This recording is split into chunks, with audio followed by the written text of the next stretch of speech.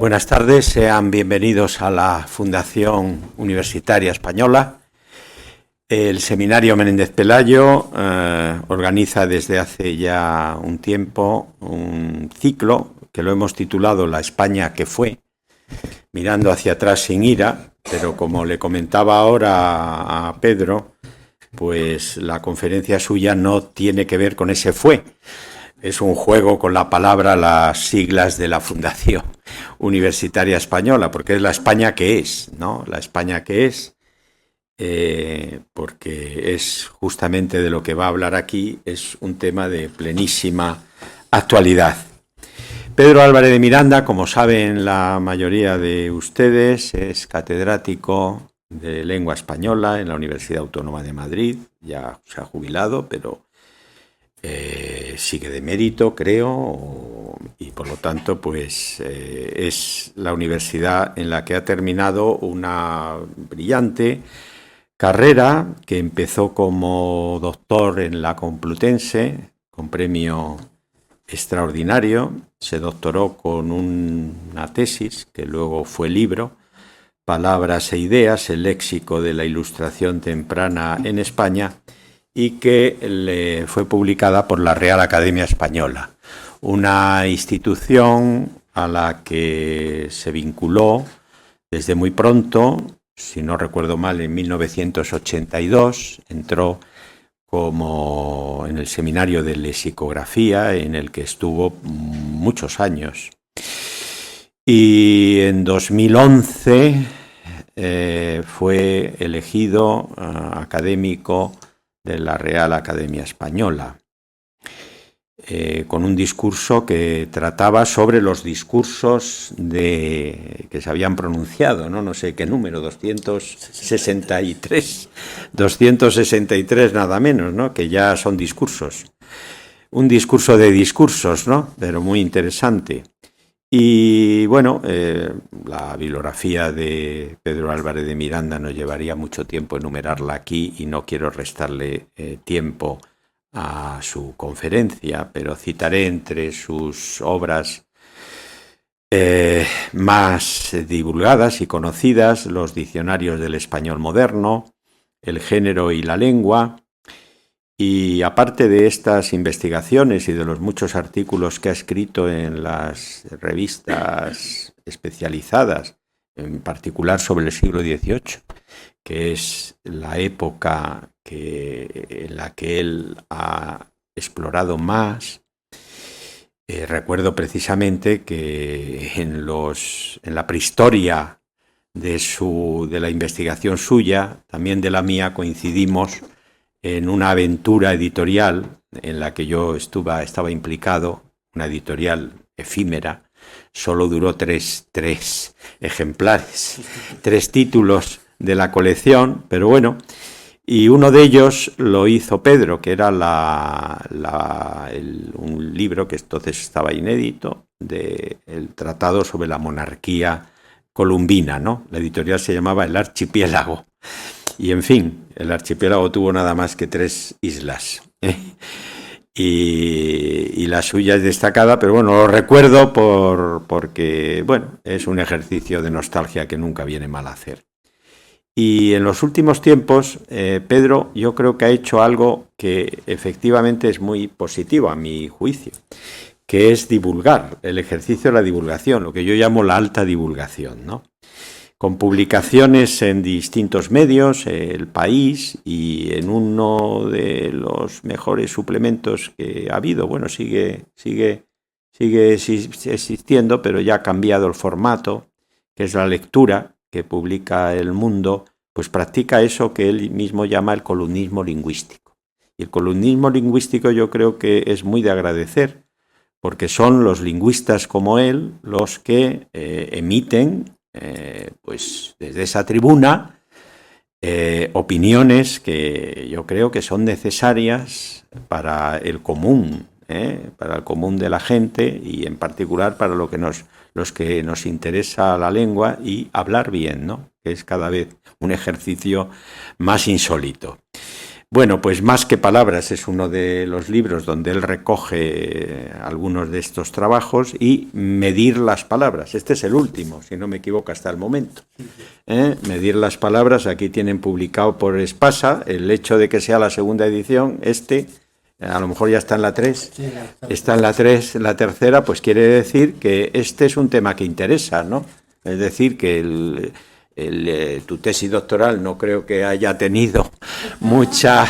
pero claro, es lo que yo creo que debemos hacer, ¿no? Cuando se habla de, que son libros de divulgación, ¿no? Es algo que siempre han hecho todos. Yo recordarán todos las columnas magníficas que escribía el profesor Lázaro Carreter, ¿no? Y que yo creo que eran muy oportunas, estaban además hechas con mucho humor, con mucha ironía. Y en fin, que es un placer tener a don Pedro Álvarez de Miranda aquí para que nos hable sobre quién manda en la lengua, y que veamos, pues eso, sus cavilaciones sobre el hecho lingüístico de un académico. Muy bien, muchas gracias.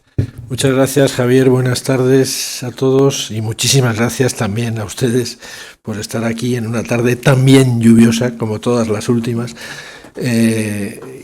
Estoy desde luego muy agradecido a mi viejo amigo Javier Huerta, Calvo, que hemos tenido trayectorias, en fin, cercanas, la suya y la mía. Él es un poco más joven que yo, pero somos amigos desde hace mucho tiempo.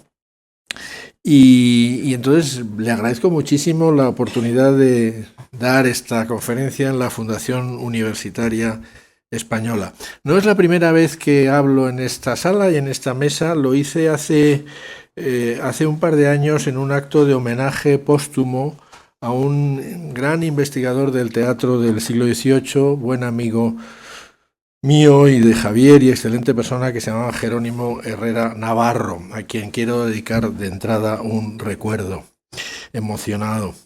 Pues bien, igual que Jerónimo Herrera, yo también me he sentido atraído por el estudio del siglo XVIII, como es bastante evidente por la presentación muy amable que ha hecho Javier de mí. Pero hoy me voy a situar en otro terreno, pero no quería dejar de referirme, como digo, a la importancia que ha tenido y que tiene esta fundación. ¿Por qué? Pues porque en esta fundación se conserva el archivo del conde de Campomanes, fondos Carmen Dorado y Rafael Gasset, cuyo catálogo, que hizo Jorge Cejudo y se publicó exactamente hace 50 años, es verdaderamente, para mí fue un descubrimiento. Es de 1975, exactamente hace 50 años, y ahí descubrimos los dieciochistas muchísimos textos de gran interés. El más importante de todos, sin duda alguna, la única utopía claramente perteneciente al género de las utopías, que se llama la Sinapia, que es un anagrama de Hispania, y que, en fin, fue un texto que trajo bastantes polémicas eruditas, y que, pues ahí está, tal vez un poquito olvidado, pero yo vine aquí a ver el manuscrito y a ver otras cosas del siglo XVIII. Bien, el título de la conferencia, ¿Quién manda en la lengua?, tiene algo de enigmático o incluso de ligeramente provocador, también por su segunda parte, ¿no? Cavilaciones de un académico.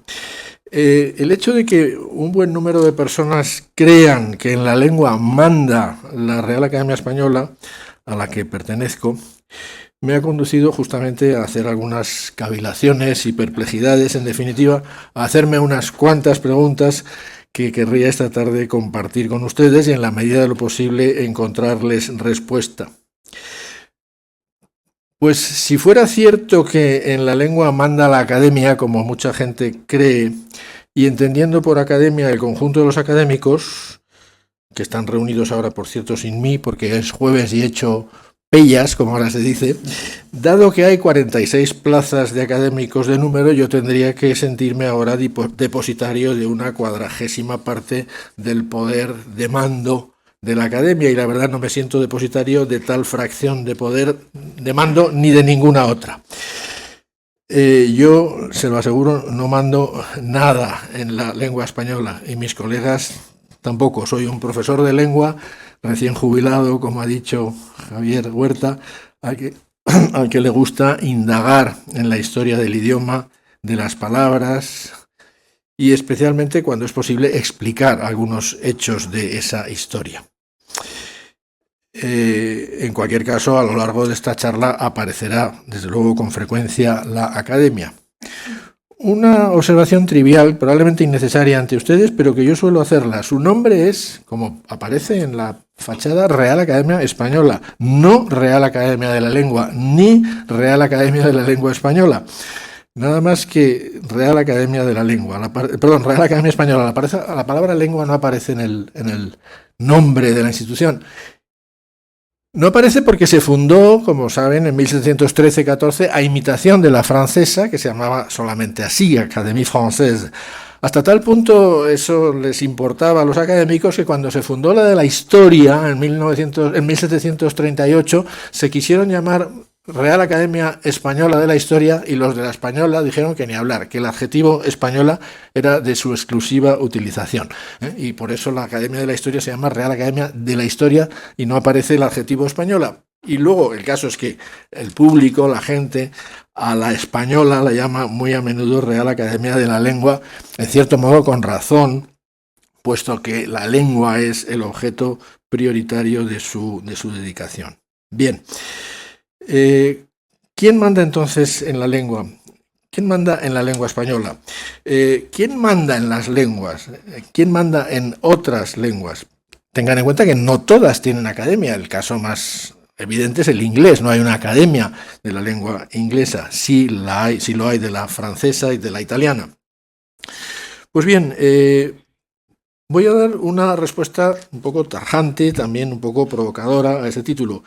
En la lengua, salvo en un aspecto muy particular que no es el más determinante, ahora les diré cuál es, en la lengua en rigor no manda nadie.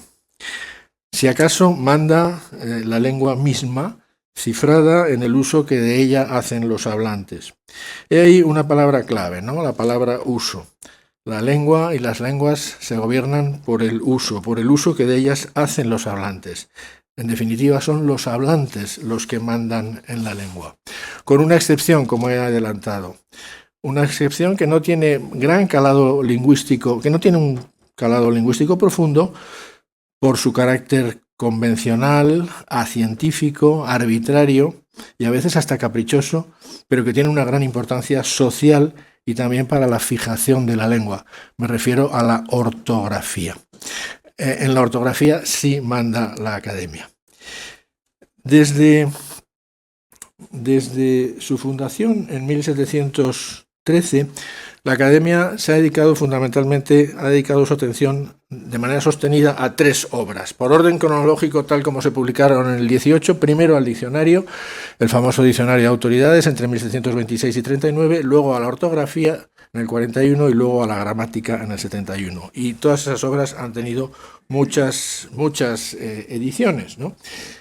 Ahora bien, curiosamente, en el primer tomo del diccionario de autoridades hay ya una ortografía, un discurso proemial de la ortografía de la lengua castellana. No se asusten, claro, con esa ortografía tan poco ortográfica hoy. Es decir, que ya a lo primero que se enfrentaron los académicos es a la necesidad de fijar la ortografía, y lo hicieron sin publicar todavía un tratadito de ortografía, pero sí a través de los preliminares del diccionario. Después ya vendría la ortografía española, ortografía española compuesta y ordenada por la Real Academia. Ahí no aparece la fecha, pero es 1741, justo cuando terminaron el diccionario de autoridades, se pusieron a hacer la ortografía, y tuvo muchas ediciones. Una importante que les pongo ahí es la de 1815, que es ya la octava, ¿no? La octava. Pongo esta octava porque a partir de ahí la ortografía de la lengua española es ya básicamente la actual. Bueno, hay muchas todavía diferencias, pero la Academia Española verdaderamente hizo un trabajo admirable. Ya quisieran los franceses que la Academia Francesa hubiera, digamos, puesto un poco de orden en la ortografía como hizo la española. Fíjense solamente unos mínimos detalles. En 1726, o sea, en el discurso proemial, bueno, en el diccionario de autoridades eliminaron la C cedilla. En el 63 eliminaron la doble S. En el 15 hicieron cosas muy importantes. Eliminaron la X con valor velar, o sea, con valor de J, ya saben, ¿no? X que sonaba como J, eliminaron los grupos TH, PH y CH con valor de K. Es decir, esto racionalizó mucho la ortografía española, ¿no? Que nosotros escribamos filosofía con dos Fs y no con dos PHs, pues no deja de ser bastante cómodo, ¿no? Y en cambio otras lenguas más conservadoras, pues ya a estas alturas no pueden pretender cambiarlas, ¿no? La ortografía, o haces las reformas ortográficas en el momento oportuno, o luego ya, digamos, es difícil hacerlas. Bueno, para completar un poco la trayectoria de la ortografía hasta hoy, en 1959 publicó la Academia este pequeño folletito de ortografía y después ha publicado en el 99 un librito de unas exactamente de 162 páginas, y en 2010 una obra monumental de 743 páginas. Es decir, que las ortografías de la Academia han ido creciendo mucho en extensión. Tenemos una ortografía altamente fonológica. ¿Qué quiere esto decir? Que la correspondencia entre fonemas y letras es muy alta. O sea, digamos, la ortografía española es fácil relativamente. Tenemos una gran correspondencia, o sea, entre letras y sonidos, o entre fonemas. Tenemos además un sistema de acentuación muy claro, muy transparente, muy sensato. Piensen, por ejemplo, en una lengua que, teniendo una ortografía de las letras tan parecida a la nuestra como es el italiano, sorprendentemente no tiene un sistema de acentuación que facilite un poco las cosas, ¿no? Los que estudiamos italiano, hemos estudiado italiano, nos volvemos locos para saber si una palabra es llana o esdrújula, así de sencillo, ¿no? Las llanas y las esdrújulas no hay manera de distinguirlas en italiano. Nosotros las esdrújulas las distinguimos todas, y eso es comodísimo. Es decir, tenemos una ortografía muy fácil. Cuando les dices esto a los alumnos, te dicen, bueno, ¿y por qué no han suprimido la V? ¿Por qué no han hecho lo mismo? ¿Por qué no hicieron lo mismo con la B y la V, o con la J y la G? Bueno, pues porque tampoco era cuestión de hacerlo, en fin, con todo, porque se frenaron Bueno, pues porque existía el mito de que en fin, nunca estuvo muy claro si existía o no existía la V. Con la B y la V no se atrevieron, digamos. Con la J y la G tampoco, aunque un lexicógrafo del siglo XVIII, el padre Terreros, decidió prescindir de la G y escribía solo J, ¿no? Es decir, bueno, como Juan Ramón, ¿no? Los alumnos me decían, ¿y por qué Juan Ramón sí y yo no? Bueno, pues porque Juan Ramón es Juan Ramón. Es decir, Juan Ramón se podía permitir el lujo de no escribir más que J y no G, y los alumnos pues no pueden. Bien,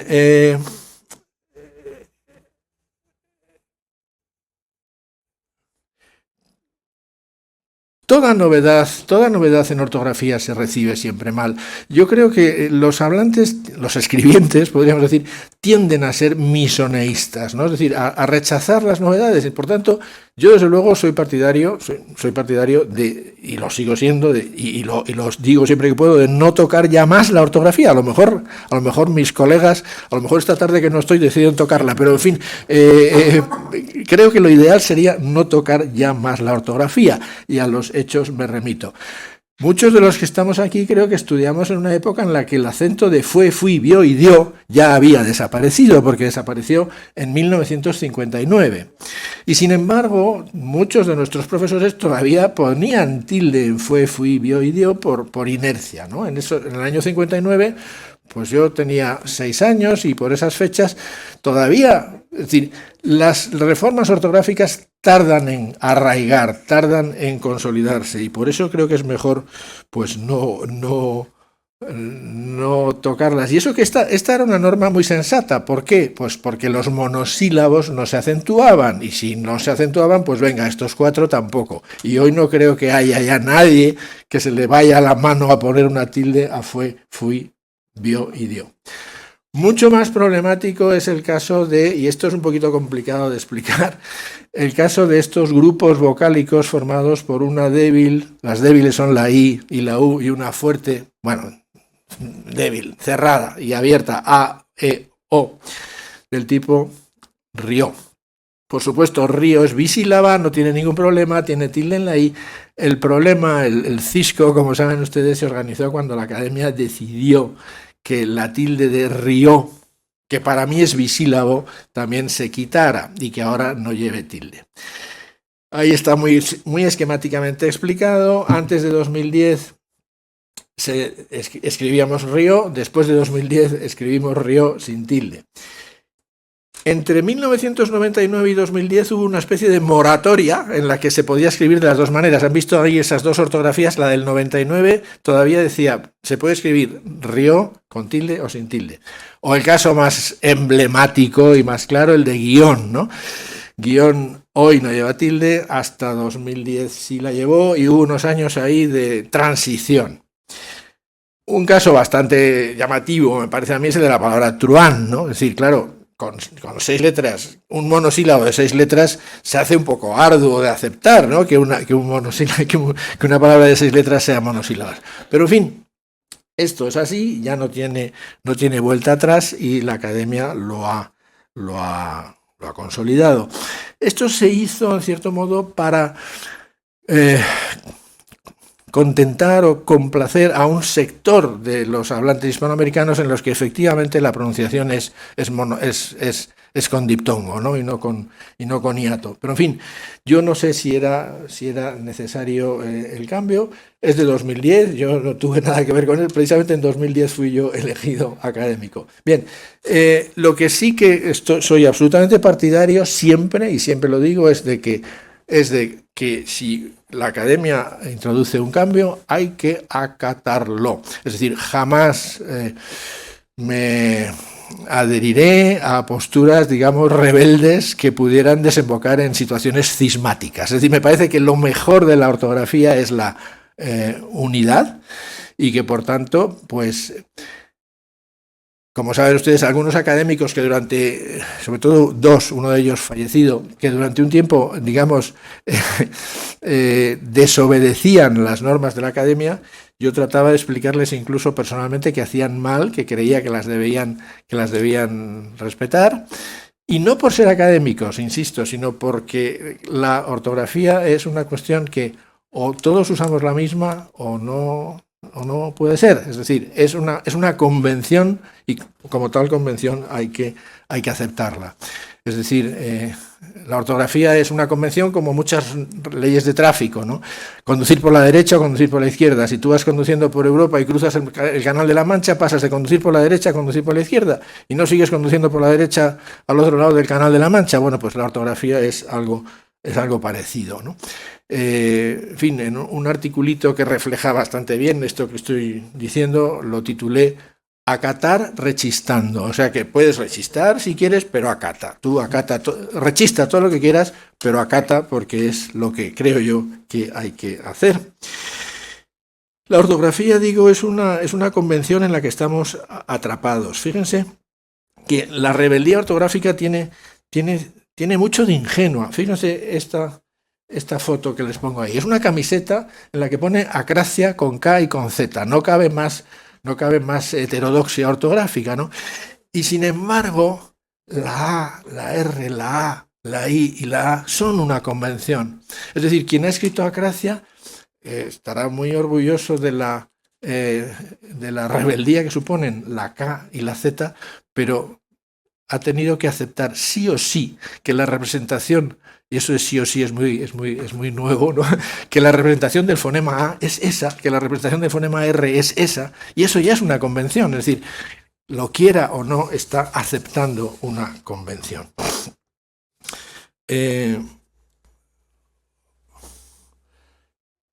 Otro caso curioso, muy curioso, pero distinto y mucho más interesante en el fondo, de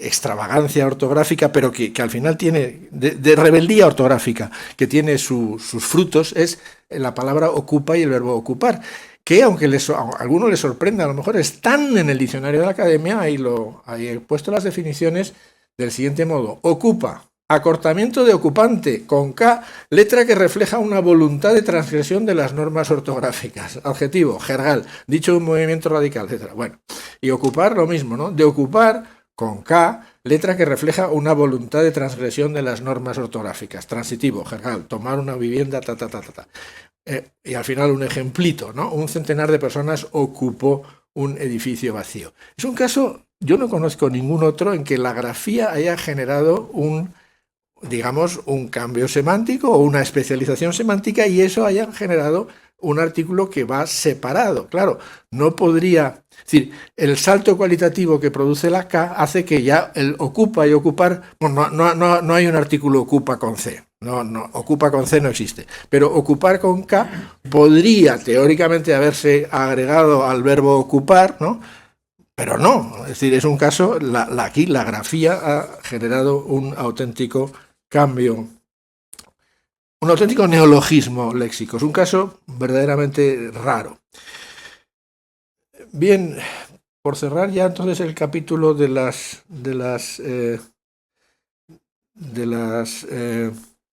ortografía. El hecho de la fijeza ortográfica es muy importante.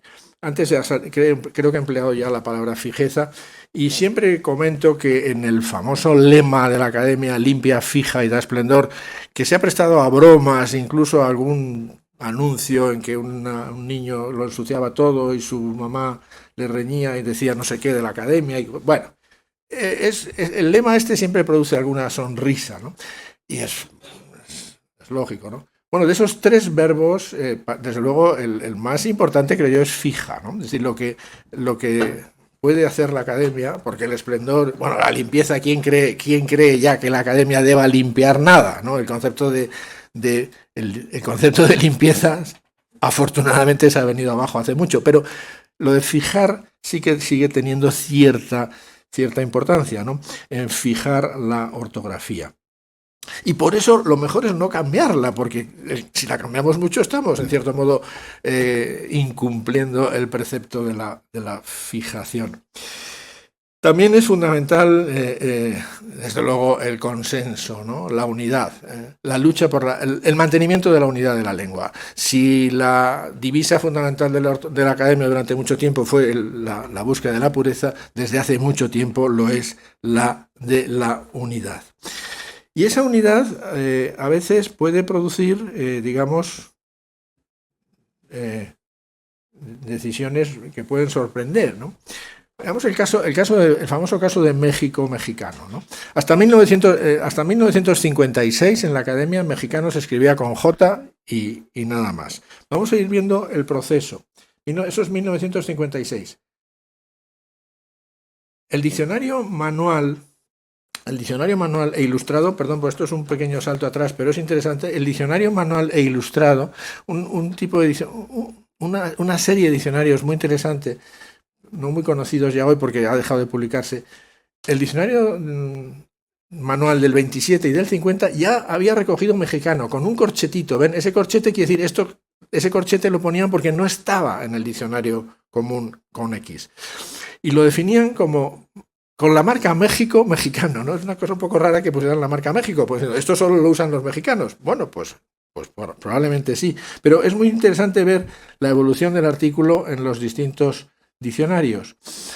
En el suplemento del diccionario de 1970, en el suplemento, o sea, en un pequeño apéndice final, aparece ya mexicano definido como mexicano. Y añaden, la X se pronuncia como J, por si acaso, porque hay algún despistado que a lo mejor pronuncia, y lo hay, que pronuncia mexicano. En 2001 la cosa mejora bastante, mexicano se define como mexicano con X, aplicado a personas UTCS, y mexicano con X, natural de México. Bueno, o sea, ¿qué quiere esto decir? Que todavía que se está dando preferencia a mexicano con X frente a mexicano con J. Y en la... Uy, ¿qué ha pasado aquí? ¿Aquí? Sí. Y en... perdón. ¿Qué le pasa? Está bien.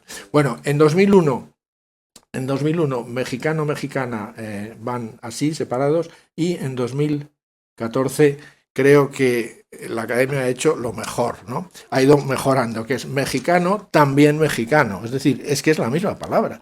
Por fin se han reunido en un único artículo y aparecen, se da por supuesto preferencia a mexicano con X y se dice también mexicano. Mexicano con J está no en retroceso, lo siguiente, estoy muy coloquial hoy, pero en fin, que lo de mexicano con J no lo emplea prácticamente nadie y si alguien lo hace parece que tiene una cierta voluntad de rechazo de la X. Desde luego no es mi caso, yo soy absolutamente partidario, creo que está quedando claro de acatar, y aquí sin rechistar, sino porque realmente, si esto es una concesión, digamos, porque es una anomalía, ¿no? Es una excepción, si es una concesión a los mexicanos, pues qué bien, ¿no? Hagamos las concesiones que sean. Siempre nos recuerdan los mexicanos que ellos son el mayor número de hablantes, ¿no? Son, no sé, ciento y pico millones. Bueno, pues cómo no vamos a tener esa condescendencia con los mexicanos, ¿no? Bien, dejo ya entonces las cuestiones ortográficas y paso a hablar un poco, pues sobre todo ahora un poco más de diccionarios, aunque los diccionarios ya nos han salido, y del diccionario de la Academia, que es la obra sin duda más consultada de las obras de la corporación. Los hablantes tienen una visión reverencial del diccionario de la Academia. Muchas veces nos preguntan a los profesores, a los académicos, ¿se puede decir tal palabra? ¿Se puede decir tal palabra? Es que no está en el diccionario de la Academia. Yo siempre suelo decir, bueno, la acabas de decir y no se ha hundido el mundo. Tú, si la necesitas, dila, que no pasa nada. No todo vale, naturalmente, no todo vale. Muchas veces dice, todo se puede decir concreta y tal. Bueno, ahora veremos el caso de concreta. Cuando a Unamuno le reprocharon haber empleado una palabra que no estaba en el diccionario de la Academia, contestó, pues ya la pondrán. Y tenía mucha razón, ¿Qué hacen los diccionarios? ¿Prescriben usos o describen usos? ¿Son normativos o son descriptivos? Bueno, cada vez más son descriptivos, también el de la Academia, ¿no? También el de la Academia. En mi opinión, el mejor diccionario descriptivo será, por serlo, será ipso facto por serlo, también el mejor diccionario normativo, porque la norma emana del uso y por tanto describir bien el uso es ya una manera de que el lector infiera una norma. La norma no opera de arriba a abajo, opera de abajo a arriba. En una brevísima... ¿Y por qué se me ha ido esto aquí? Perdón. Bueno, me lo voy a saltar. El famoso caso de whisky, ¿no? Esto venía a cuento de que hay veces que los hablantes, pues claro, han desobedecido de manera ostentosa a la Academia, ¿no? La Academia lanzó la grafía whisky, que no tuvo el menor éxito y por tanto, bueno, pues al final ahí sigue en el diccionario, pero nadie no la emplea casi nadie. Y como han visto ahí, he puesto whisky en cursiva porque esta fue una buena decisión de la Academia en la edición de 2001, recoger algunas palabras en cursiva, palabras crudamente extranjeras, es decir, extranjerismos crudos, ponerlos en cursiva.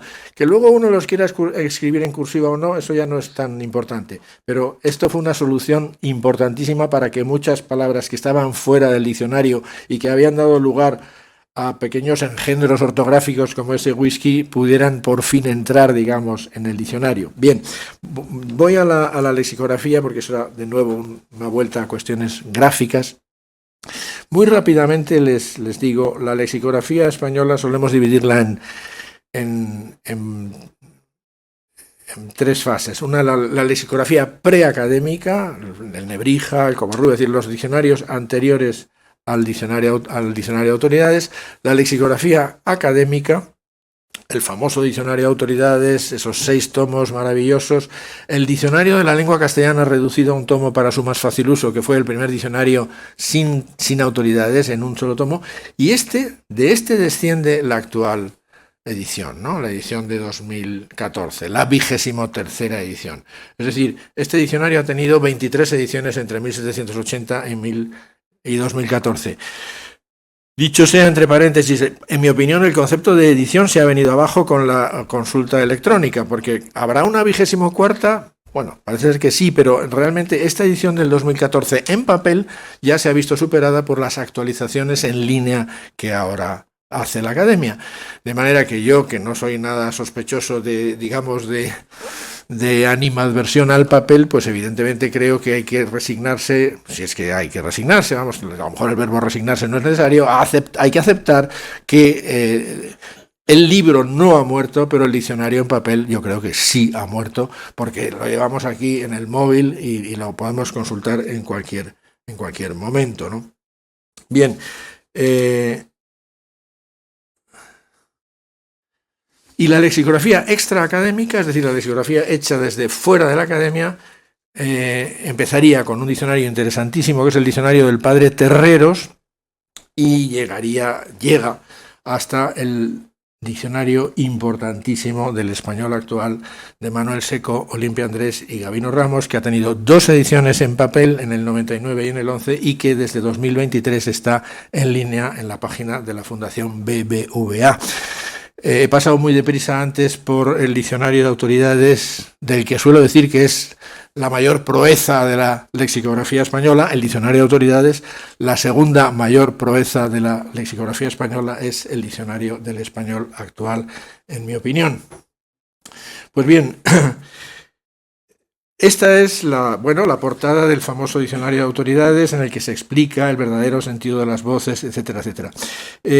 Lo peculiar de este diccionario y lo asombroso es que cada palabra y cada acepción va ejemplificada o autorizada con un texto. Por eso se llama de autoridades. Pero fíjense, la palabra autoridad despista a algunos. Algunos creen que tiene algo que ver con ordeno y mando. No. Autoridad es de la misma familia que autor. Es la auctoritas, es el concepto de auctor, ¿no? Es el abstracto de auctor. Y eso es lo fundamental. Ese desenfoque en la comprensión es el que lleva, por ejemplo, a este curioso pasaje de la regenta de Clarín. En el casino de Vetusta están discutiendo 2 tertulianos y uno dice: señor Ronzal, no creo que el señor Redondo ni nadie se atreva a dudar de su palabra de usted. Si usted tiene un diccionario en que lleva H, la avena, están discutiendo si avena se escribe con H o no. Uno dice que sí, que él tiene en su casa un diccionario en que está con H. Con su pan se lo coma, y aún calculo yo qué diccionario será ese. Debe de ser el diccionario de autoridades. Sí, señor, es el diccionario del gobierno. Es decir, que se entiende que el diccionario de autoridades pues ese es el que manda. Y usted tiene razón, y don Frutos confunde la avena con La Habana, donde hizo su fortuna. Bien, esa frase, ese pasaje de Clarín ilustra muy bien la imagen que se tenía del diccionario de autoridades. Permítame un inciso muy maligno, que suelo recordar, y a lo mejor no debería, don Miguel de Unamuno, que luego fue elegido académico cuando salió el diccionario de 1899, una de las muchas ediciones del diccionario de la Academia, lo llamó diccionario de atrocidades, lo cual es verdaderamente una genialidad unamuniana que evidentemente pues es un poco exagerada, pero le pega mucho a don Miguel. Pues bien, el diccionario de autoridades es una verdadera proeza, Como saben ustedes, cita muchos textos, prácticamente todas las palabras, la mayoría de las palabras citan alguna autoridad, algún texto. ¿Y esos textos de quién son? Pues miren, el autor más citado en autoridades es Quevedo, en segundo lugar es Cervantes, en tercer lugar viene Lope, en fin, lo esperable, ¿no? Los grandes autores del siglo de oro.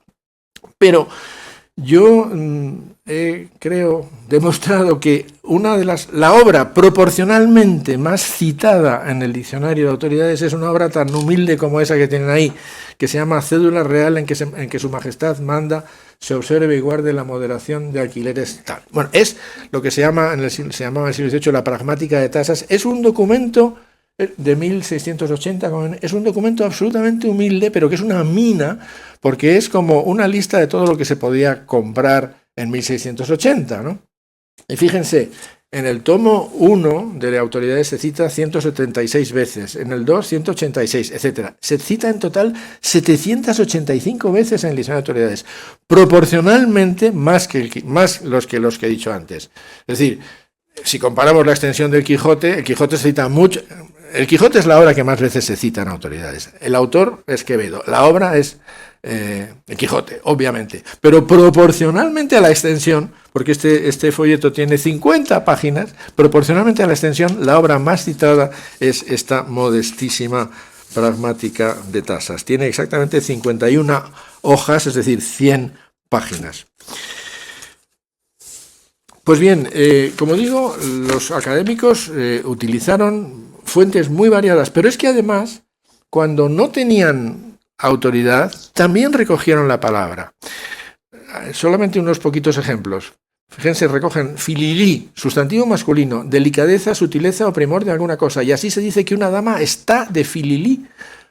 O sea, esto es una joya, porque es dificilísimo encontrar textos en la época de este estar de fililí. O pamplina, fíjense, pamplina. No tienen texto, pero la incluyen. Translaticiamente significa cualquier cosa de poca entidad, fundamento o utilidad. Y así se dice. O sea, cuando no tienen ejemplos, dan ellos un ejemplo que es oro puro, que con buena pamplina se viene usted o vuestra merced. Hoy todavía decimos, no me vengas con pamplinas, por tanto ese verbo viene es interesantísimo. O parola, un italianismo, se toma también por conversación en asunto de poca entidad. Y así se dice, tuvimos un rato de parola. Valiente. Se toma también por grande o excesivo, y así se dice, hace un valiente frío. Valiente sinvergüenza, estás hecho, ¿no? O sea, este uso tan coloquial de valiente, si no llega a ser por este ejemplo, no lo hubiéramos podido documentar. Los académicos fueron extraordinariamente abiertos. Si uno lee el prólogo, parece que, digamos, el discurso de los académicos suena a restrictivo, a purista, a antigalicista, pero fíjense, la famosa palabra petimetre, un galicismo donde los haya, la incluyeron. Y fíjense, dice, el joven que cuida demasiadamente de su compostura y de seguir las modas. Bien, es voz compuesta de palabras francesas e introducida sin necesidad. Esto es increíble. Pues no la pongas. Si está ¿por qué la recoges? Es decir, lo lógico sería no recogerla. Tiene mucho mérito recogerla, porque ahí se ve que están escindidos en su voluntad normativa y la realidad descriptiva a la que les conduce la lexicografía, la praxis lexicográfica. Bien.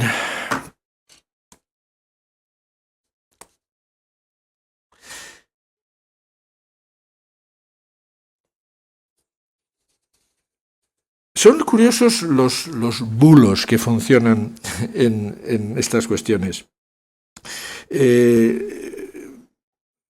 Los bulos que funcionan en relación con el diccionario de la Academia.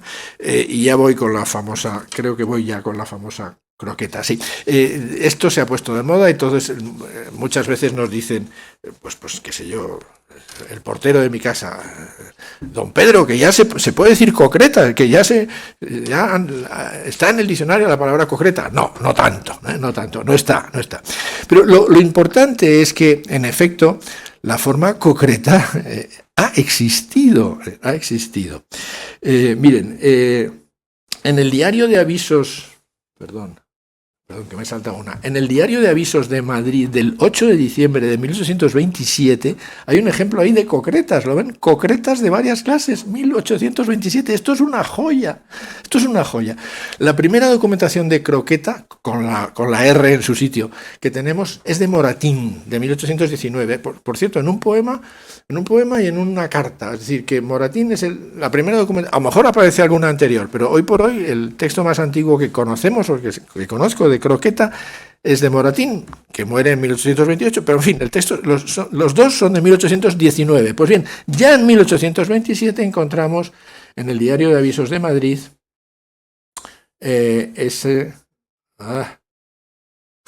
bueno, perdón, que me salta. La primera documentación es de Moratín. En el Diario de Avisos de 1827 tenemos concretas, pero eso sí, también en el Diario de Avisos de 1830 tenemos croquetas, es decir, que había que las dos formas estaban ahí contendiendo, ¿no?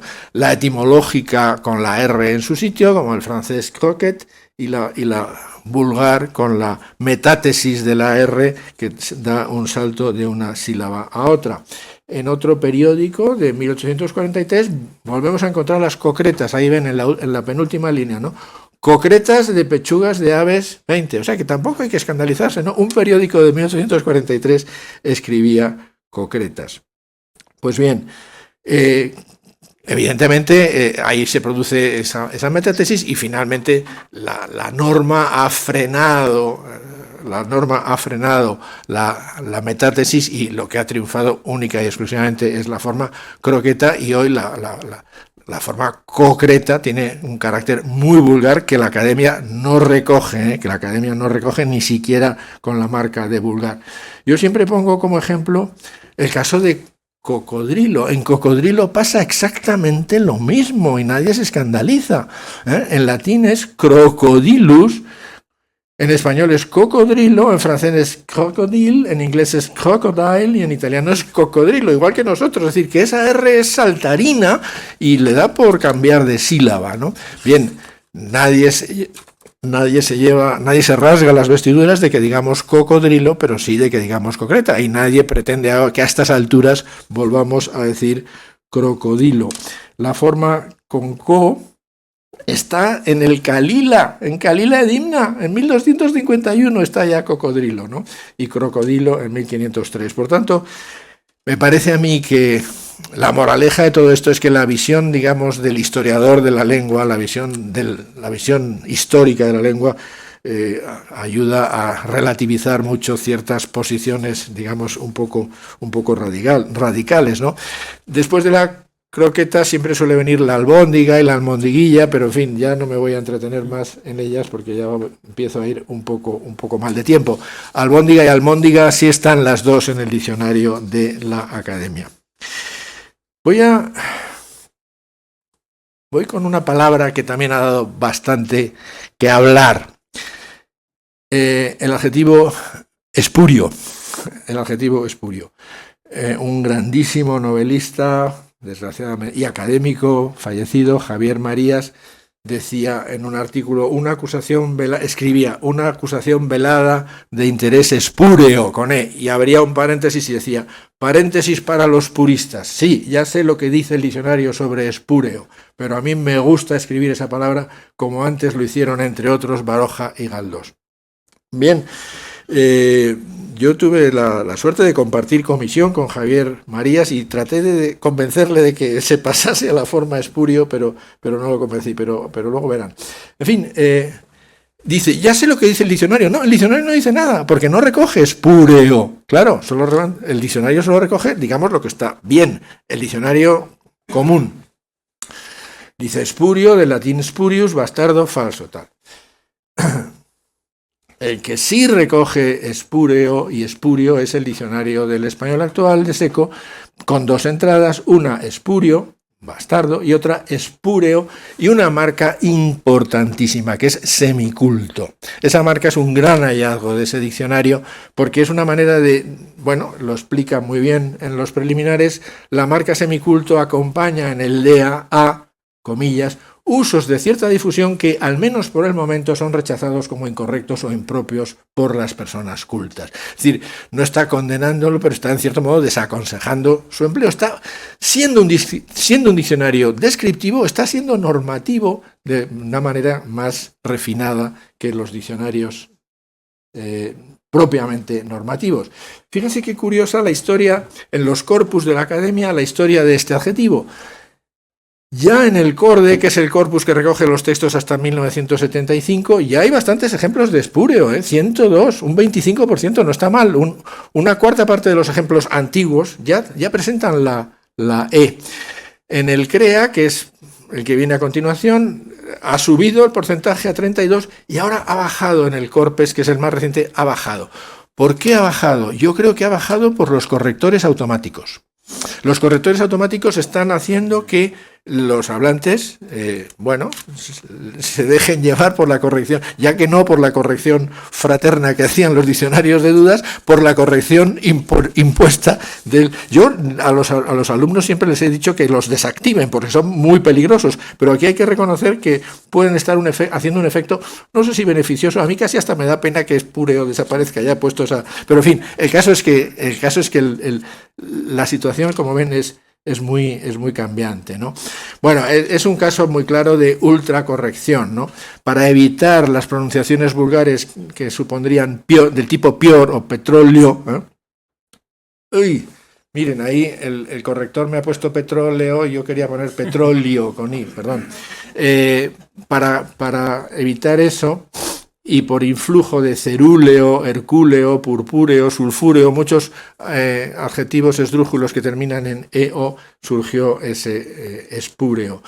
Pero inglés spurious, italiano espurio. Creo que este argumento fue el único que le hizo alguna fuerza a Javier Marías cuando yo le hice algún razonamiento al respecto. Le dije, ¿te atreverías en inglés a escribir spurious con E? Él, que sabía bien italiano, ¿te atreverías a poner espúreo en italiano? Y aunque no me lo reconoció, creo que eso le hizo fuerza. Porque en un artículo de 2017 escribe: desde el anonimato de las redes se pone verde a cualquiera, por lo general sin más base que la irascibilidad, la fobia o motivos espurios de índole política. Yo cuando leí esto dije, bueno, por fin lo he llevado al buen camino. No se lo dije porque no lo hubiera reconocido, no lo hubiera reconocido, pero en fin, ahí está. Bien, he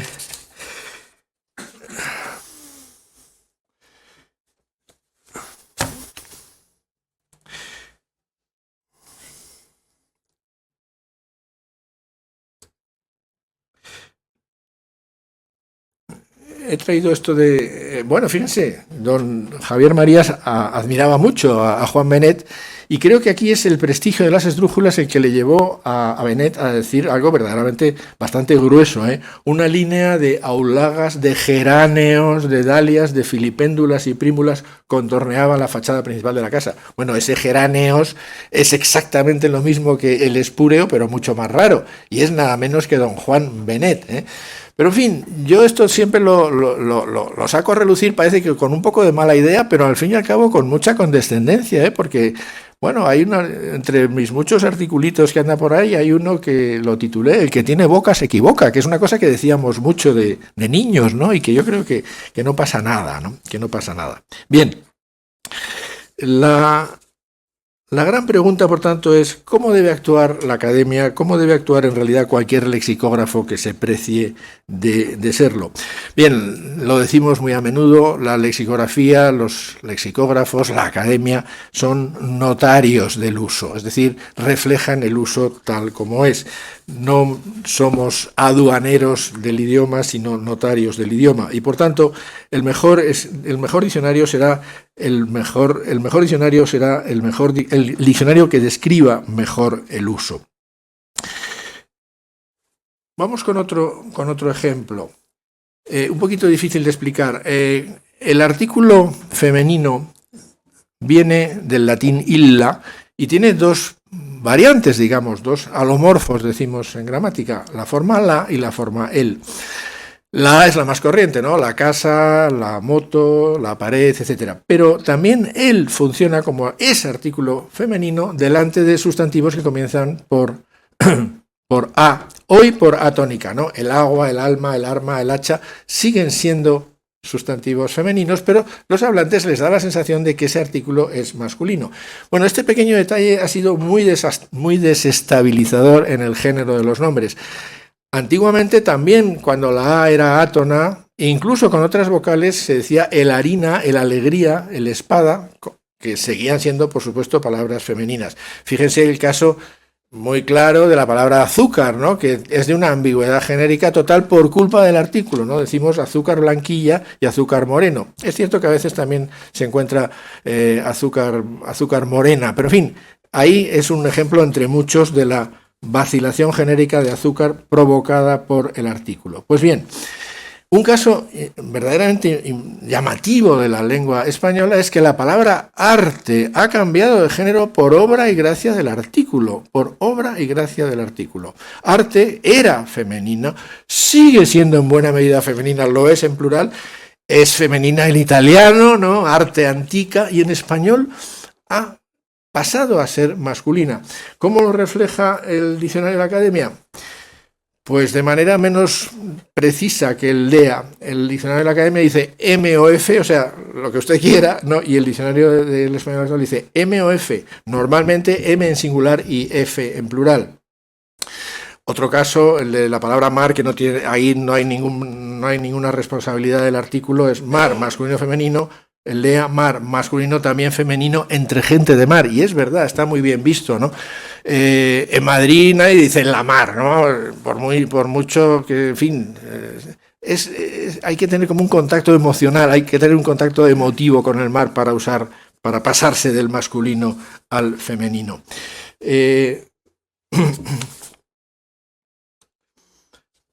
Bien, en este punto creo que ya es absolutamente obligado hacer un homenaje a don Manuel Seco. Don Manuel Seco ha sido, desde luego, para mí el mejor lexicógrafo que ha tenido la lengua española. El mejor lexicógrafo y también más cosas, pero realmente don Manuel, que falleció en 2021, ha tenido aportaciones de primerísima magnitud a la gramática, al diccionario, a muchísimas cosas. Es muy interesante su trayectoria personal. Él era hijo de un gramático, don Rafael Seco, autor de una gramática muy tradicional, si se quiere, muy sucinta, pero muy clarita y muy pedagógica. Y Manuel Seco siguió por esos pasos y publicó, entre otras muchas cosas, el famoso Diccionario de Dudas de la Lengua Española. Ahí les pongo la cubierta de la primera edición, una rareza ya, claro, de 1961, ¿no? En portada, es curioso que la cubierta, esto es la cubierta, dice Diccionario de Dudas, pero en portada dice Diccionario de Dudas y Dificultades de la Lengua Española, que ha llegado tuvo 10 ediciones y luego una renovada, con el título Nuevo Diccionario de Dudas y Dificultades de la Lengua Española de 2011. Sin duda, el diccionario de Seco fue el modelo de un diccionario de la Academia que ha tenido muchísima aceptación y es muy útil, desde luego, que es el Diccionario Panhispánico de Dudas, en la jerga de todos nosotros, el DPD, ¿no? El Diccionario Panhispánico de Dudas, que salió en 2005 y del que ha salido hace unos días una nueva edición. Y hacía mucha falta, porque fíjense que han transcurrido nada menos que 20 años entre la primera y la segunda, y estas obras con facilidad se quedan anticuadas.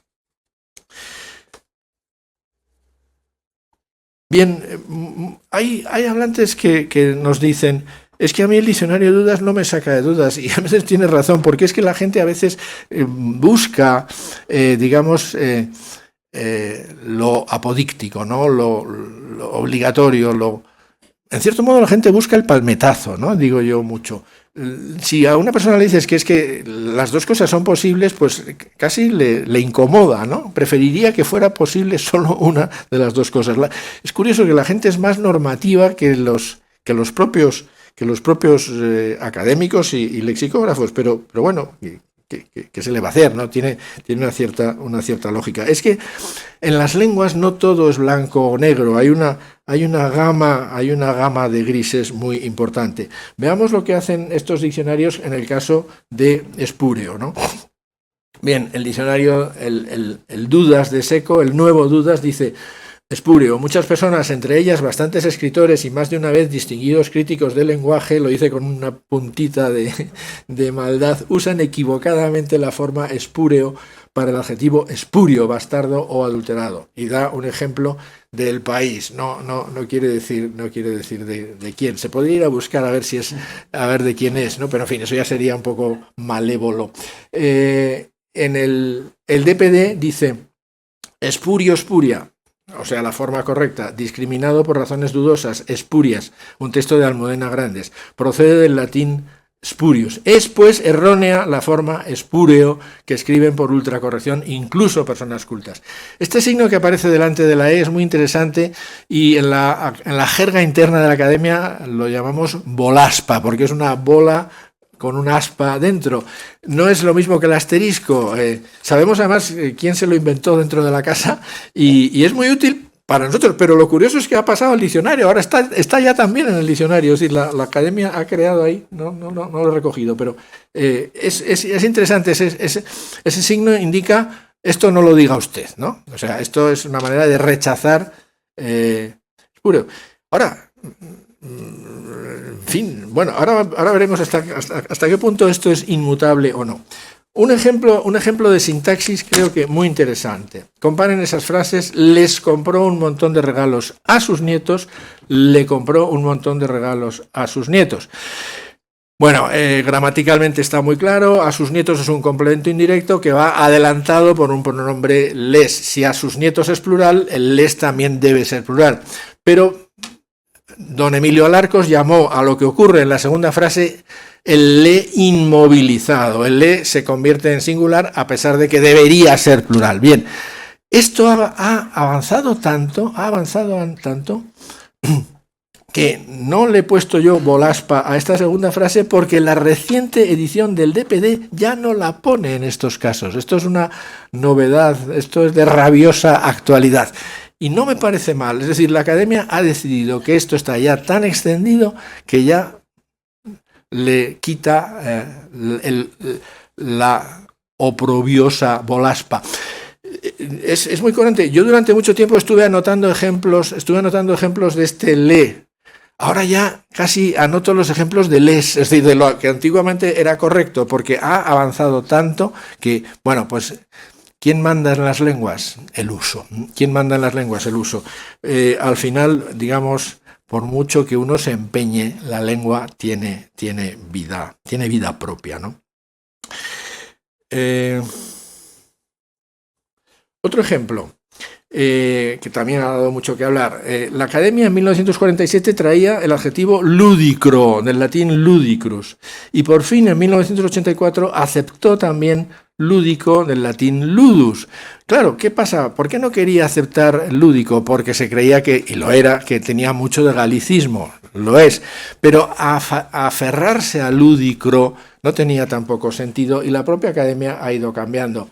Ahora ya dice, bueno, en el 92 decía lúdico, del latín ludus y tal, bueno, perteneciente relativo al juego, y lúdicro, lúdico. Bueno, esto ya es interesante porque el lúdicro se definía con lúdico, lo cual ya daba cierta prioridad al lúdico. Y ahora, bueno, aquí tienen una serie de ejemplos para que se vea cómo ha ido, bueno, esto es verdaderamente muy llamativo, ¿no? En Corde hay 22 casos de lúdicro frente a 39 de lúdico. En CREA, 19 casos de lúdicro frente a 850 de lúdico. Y en Corpes, 17 casos de lúdico frente a 3.265 casos de lúdico. ¿Cómo se puede ya sostener, digamos, el rechazo de la forma lúdico? Entonces, bueno, no lo he puesto aquí, pero la academia ya, digamos, se ha pasado totalmente a la aceptación del lúdico y ahí queda lúdico como una reliquia. Cuando yo defendí mi tesis doctoral, lo tengo grabado en el alma, uno de los miembros del tribunal me reprochó haber escrito la palabra élite con tilde en la E. Y bueno, pues claro, me sentó un poco mal porque yo pensaba que eso ya estaba bastante extendido. Y sin embargo, bueno, pues el caso de élite es parecido, ¿no? En 1984 y 92 venía élite, en 2001 venía élite o élite, es decir, primero élite o élite, y ahora dice lo mismo, en realidad élite también élite. Es decir, que entre el 92 y el 2001 hay un cambio importante. Aquí el cambio es mucho menor. Vamos mal de tiempo, me parece, Javier. Bueno, todavía tengo unos 7 minutitos. Bueno, pues voy a intentar aprovecharlos bien. No voy a poner más ejemplos de este tipo para no cansarles.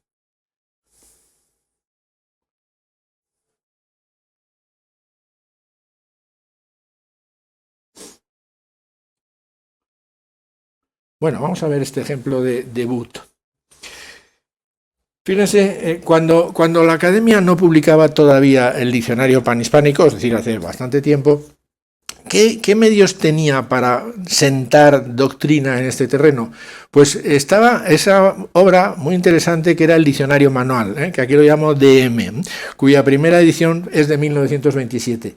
Entonces lo que hacía el Diccionario Manual es poner un asterisco en palabras que, digamos, quería rechazar, ¿no? Por ejemplo, debut, masculino, galicismo por estreno, presentación de un artista, escritor, etc. Debutar, intransitivo, galicismo por estrenarse, presentarse un escritor o un artista, etc., por primera vez ante el público. Es decir, estaba recogiendo, y ese asterisco sí que era infamante, ¿no? Es decir, esto es, no se diga tal cosa, no se escriba tal cosa, debut y debutar. Fíjense además que hubo también una cierta tendencia a escribir debut, ¿no? Pero desde el momento en que existía el verbo, esa T era intocable, porque como era imposible que esa T se perdiera si íbamos a tener el verbo debutar, ¿me entiendes? Y el verbo necesitaba sí o no la T. Pues bien, en 1950 la siguiente edición del diccionario manual mantuvo los asteriscos en debut y en debutar. En la edición de 1983 ya los elimina y en el 1984 ingresan las dos voces en el diccionario común. Es decir, que poco a poco la Academia fue relajando su actitud hacia la palabra debut. Pero es que se usaban desde mucho antes. Fíjense, debut se documenta en español desde 1821 en una obra de un personaje muy interesante, por cierto, que se llama Fray Servando Teresa de Mier, un medio mexicano. También debute, por cierto, en 1829, claro, por una tendencia a intentar buscar una vocal de apoyo. Debutar se documenta en español desde 1831, en Corde desde 1842. Hoy día tenemos unas posibilidades fabulosas de encontrar documentación. Fíjense, si el Corde, que es estupendo, lo data en 1842, podemos aún llevarlo más atrás hasta 1831. Quiero decir con esto que bueno, la Academia ahí ha ido con bastante retraso y al final se ha ido, digamos, rindiendo a la evidencia. Ahora bien, como probablemente todo lo que a algunos pudiera parecerles excesivamente tolerante el mensaje que trato de transmitir esta tarde, no crean que todo el monte es orégano, ¿no? Es decir, no todo vale, no todo vale. No vale concreta, por ejemplo. Hay una palabra que refleja esto y que he comentado con una persona que está presente en esta sala, que es la palabra todovalismo, ¿no? Que está en el diccionario de Seco y con esta definición. No en el de la Academia, masculino, actitud de quien admite que todo vale, con 3 textos. Bueno, el primero y el segundo no tienen nada que ver con la lengua, me los salto, el tercero sí. Es la época del todovalismo. El futuro de la continuidad del idioma español está garantizado por el número creciente de hablantes. Bueno, es una palabra útil. La formación es un poquito rara, pero a lo mejor prospera. ¿Quién sabe, no? Desde luego lo que no hacemos, lo que yo me niego hacer es, futurología, ¿no? Hoy los niños estudian desde muy pequeños en los colegios la famosa distinción de Saussure entre lengua y habla. Bien, incluso estudian también, porque estudian mucho, pobrecitos, que hay una instancia intermedia entre la lengua y el habla que es la norma, ¿no? Un concepto introducido fundamentalmente por un lingüista extraordinario de origen rumano, Eugenio Coseriu. Pues bien, ahora sabemos muy bien que realmente no hay una norma, sino que hay muchas normas.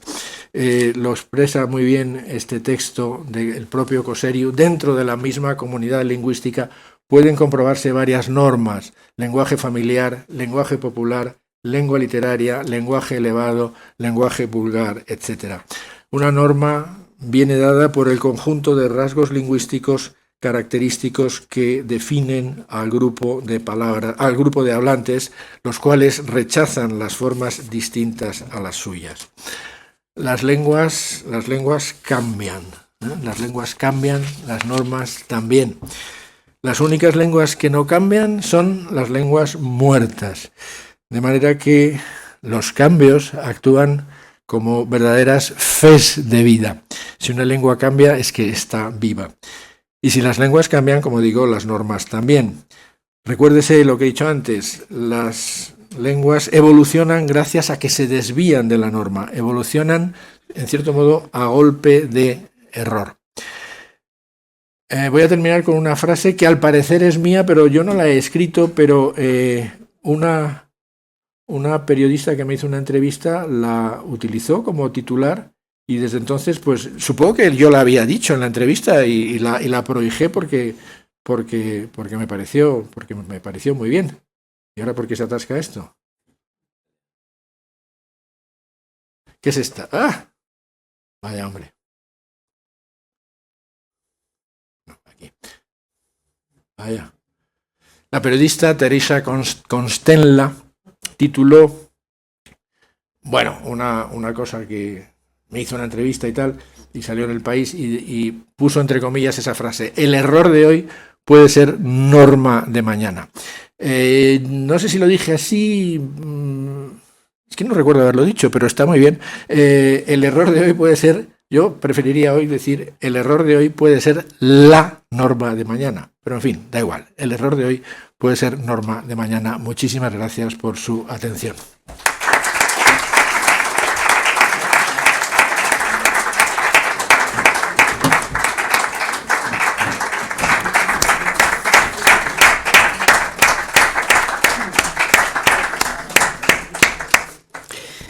Bien, pues muchas gracias, Pedro, por esta tan documentada charla, dado que, pues bueno, eres uno de los grandes lexicógrafos, no sé si el lexicógrafo por excelencia que tenemos, y por ayudarnos a entender mejor eso que es la palabra, ¿no? La palabra, yo en mis clases suelo dar mucho la vara con la palabra, porque los alumnos ahora se interesan más por los contenidos, que está muy bien, pero si estamos en una facultad de filología nos debemos interesar ante todo por la palabra, ¿no? Degustarla, esculpirla, dice tu colega José Luis Gómez, el gran actor y director teatral, ¿no?